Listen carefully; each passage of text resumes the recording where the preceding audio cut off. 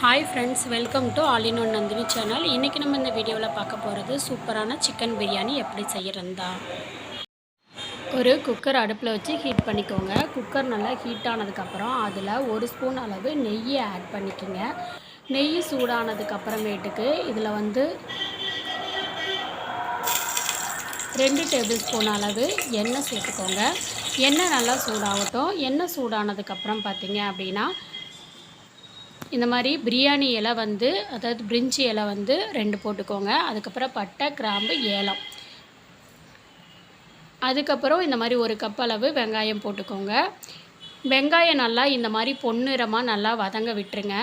அப்போ தான் அந்த பிரியாணி டேஸ்ட்டே கொடுக்கும். மெயின் இது நல்லா இந்த பொன்னிறமாக வதங்கினதுக்கப்புறம் பார்த்திங்கன்னா இஞ்சி பூண்டு பேஸ்ட்டு 2 டேபிள் ஸ்பூன் அளவு போட்டுக்கோங்க.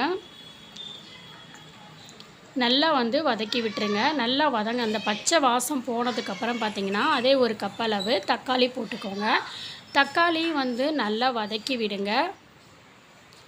இது எல்லாமே நல்லா வதங்கினதுக்கப்புறம் இதில் பார்த்திங்க அப்படின்னா மஞ்சத்தூளும் உப்பும் தேவையான அளவு போட்டுக்கோங்க.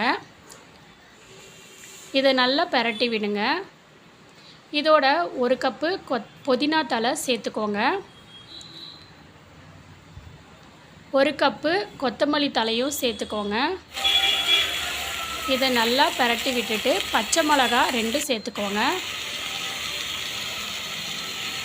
மிளகாய் தூள் 2 டேபிள் ஸ்பூன் அளவு சேர்த்துக்கோங்க.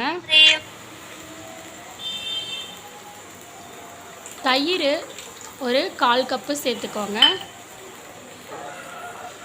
இதை எல்லாத்தையுமே ஒன்றா கலந்து விட்டுருங்க. இந்த மாதிரி எல்லாம் ஒன்றா கலந்ததுக்கப்புறம் இதில் 1/2 கிலோ அளவு சிக்கன் எடுத்துருக்கேன். அதை இதோடு ஒன்றா சேர்த்து நல்லா பிரட்டி விட்டுருங்க. நல்லா பிரட்டி விட்டதுக்கப்புறம் நான் ஒரு 1/2 கிலோ அரிசி எடுத்து ஊற வச்சது போட்டிருக்கேன். நல்லா கலரி விட்டுட்டு இதில் தண்ணி சேர்த்துக்கோங்க. அதாவது 2 கப்பு அரிசி அப்படின்னா 4 கப்பு தண்ணி ஊற்றி நல்லா கலந்து விட்டுருங்க.